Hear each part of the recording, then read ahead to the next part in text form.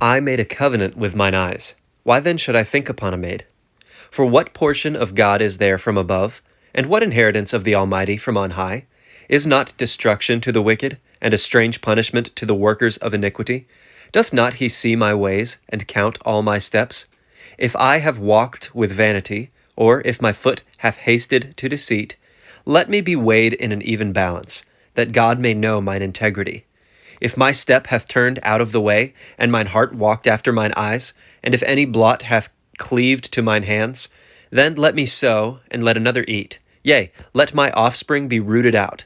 If mine heart have been deceived by a woman, or if I have laid wait at my neighbor's door, then let my wife grind unto another, and let others bow down upon her. For this is an heinous crime. Yea, it is an iniquity to be punished by the judges. For it is a fire that consumeth to destruction, and would root out all mine increase. If I did despise the cause of my manservant or of my maidservant when they contended with me, what then shall I do when God riseth up? And when he visiteth, what shall I answer him? Did not he that made me in the womb make him? And did not one fashion us in the womb? If I have withheld the poor from their desire, or have caused the eyes of the widow to fail, or have eaten my morsel myself alone, and the fatherless hath not eaten thereof, for from my youth he was brought up with me, as with a father, and I have guided her from my mother's womb.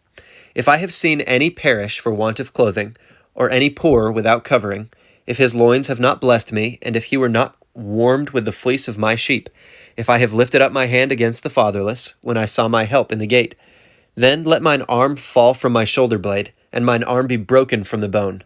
For destruction from God was a terror to me, and by reason of his highness I could not endure. If I have made gold my hope, or have said to the fine gold, Thou art my confidence, if I rejoiced because my wealth was great, and because mine hand had gotten much, if I beheld the sun when it shined, or the moon walking in brightness, and my heart hath been secretly enticed, or my mouth hath kissed my hand, this also were an iniquity to be punished by the judge, for I should have denied the God that is above. If I rejoiced at the destruction of him that hated me, or lifted up myself when evil found him, neither have I suffered my mouth to sin by wishing a curse to his soul. If the men of my tabernacle said not, Oh, that we had of his flesh, we cannot be satisfied. The stranger did not lodge in the street, but I opened my doors to the traveler. If I covered my transgressions as Adam, by hiding mine iniquity in my bosom, did I fear a great multitude, or did the contempt of families terrify me, that I kept silence, and went not out of the door? Oh, that one would hear me! Behold, my desire is that the Almighty would answer me, and that mine adversary had written a book. Surely I would take it upon my shoulder and bind it as a crown to me. I would declare unto him the number of my steps. As a prince I would go near unto him. As a prince would I go near unto him. If my land cry against me, or that the furrows likewise thereof complain, if I have eaten the fruits thereof without money, or have caused the owners thereof to lose their life, let thistles grow instead of wheat, and cockle instead of barley. The words of Job are ended. So these three men ceased to answer Job, because he was righteous in his own eyes. Then was kindled the wrath of Elihu the son of Barachel the Buzite, of the kindred of Ram. Against Job was his wrath kindled, because he justified himself rather than God. Also against his three friends was his wrath kindled, because they had found no answer, and yet had condemned Job. Now Elihu had waited till Job had spoken, because they were older than he. When Elihu saw that there was no answer in the mouth of these three men, then his wrath was kindled. And Elihu, the son of Barachel the Buzite, answered and said, I am young, and ye are very old. Wherefore I was afraid, and durst not show you mine opinion. I said, Days should speak, and multitude of years should teach wisdom. But there is a spirit in man, and the inspiration of the Almighty giveth them understanding. Great men are not always wise, neither do the aged understand judgment. Therefore I said, Hearken to me, I also will show mine opinion.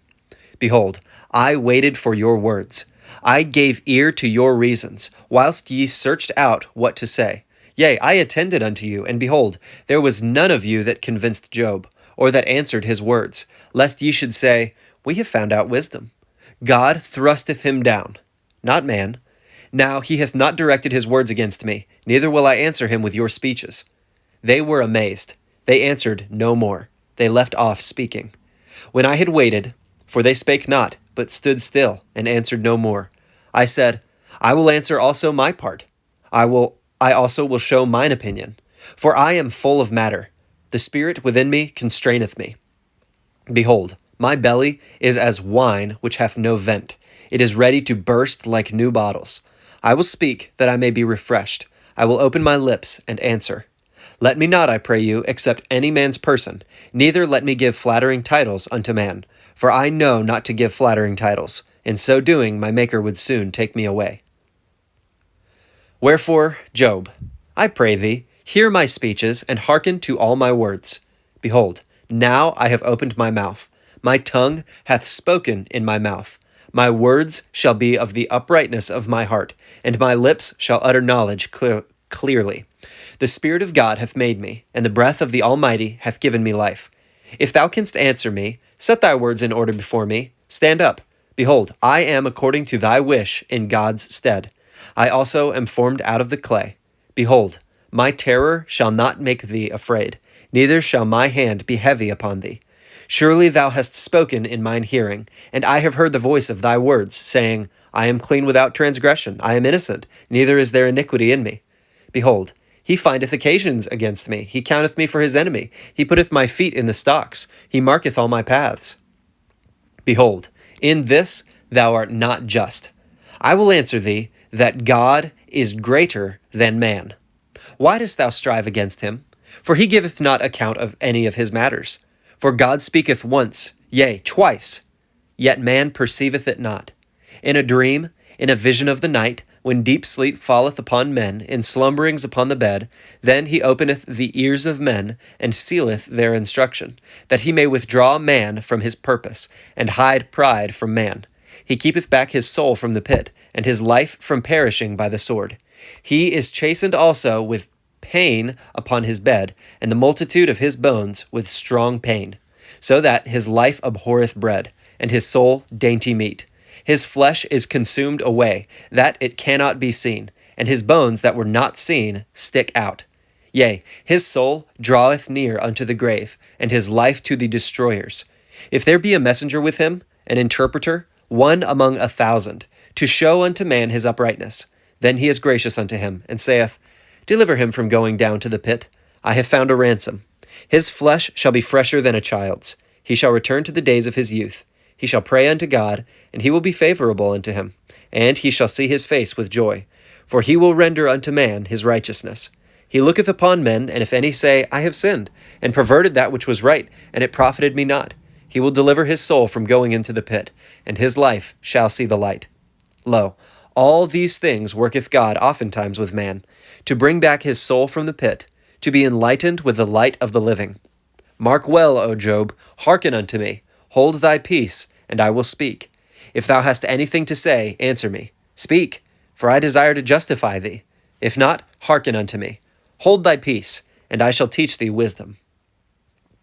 Furthermore, Elihu answered and said, Hear my words, O ye wise men, and give ear unto me, ye that have knowledge, for the ear trieth words, as the mouth tasteth meat. Let us choose to us judgment. Let us know among ourselves what is good. For Job hath said, I am righteous, and God hath taken away my judgment. Should I lie against my right? My wound is incurable without transgression. What man is like Job, who drinketh up scorning like water, which goeth in company with the workers of iniquity, and walketh with wicked men? For he hath said, It profiteth a man nothing that he should delight himself with God. Therefore hearken unto me, ye men of understanding. Be it far be it from God that he should do wickedness, and from the Almighty that he should commit iniquity. For the work of a man shall he render unto him, and cause every man to find according to his ways. Yea, surely God will not do wickedly, neither will the Almighty pervert judgment. Who hath given him a charge over the earth? Or who hath disposed the whole world? If he set his heart upon man, if he gather unto himself his spirit and his breath, all flesh shall perish together, and man shall turn again unto dust. If now thou hast understanding, hear this. Hearken to the voice of my words. Shall even he that hateth right govern? And wilt thou condemn him that is most just? Is it fit to say to a king, Thou art wicked, and to princes, ye are ungodly. How much less to him that accepteth not the persons of princes, nor regardeth the rich more than the poor, for they all are the work of his hands. In a moment shall they die, and the people shall be troubled at midnight, and pass away, and the mighty shall be taken away without hand. For his eyes are upon the ways of man, and he seeth all his goings. There is no darkness nor shadow of death, where the workers of iniquity may hide themselves. For he will not lay upon man more than right, that he should enter into judgment with God. He shall break in pieces mighty men without number, and set others in their stead. Therefore he knoweth their works, and he overturneth them in the night, so that they are destroyed.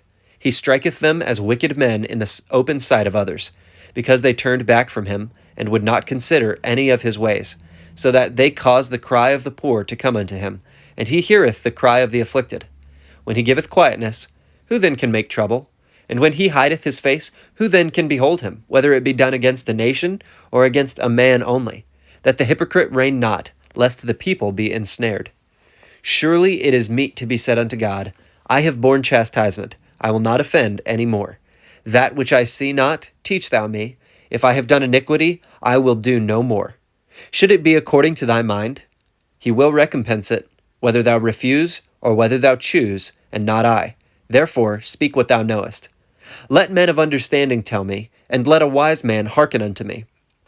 Job hath spoken without knowledge, and his words were without wisdom. My desire is that Job may be tried unto the end because of his answers for wicked men. For he addeth rebellion unto his sin. He clappeth his hands among us, and multiplieth his words against God. Elihu spake moreover, and said, Thinkest thou this to be right, that thou saidst, My righteousness is more than God's? For thou saidst, What advantage will it be unto thee? And what profit shall I have if I be cleansed from my sin? I will answer thee, and thy companions with thee. Look unto the heavens, and see, and behold the clouds which are higher than thou. If thou sinnest, what doest thou against him? Or if thy transgressions be multiplied, what doest thou unto him? If thou be righteous, what givest thou him? Or what receiveth he of thine hand?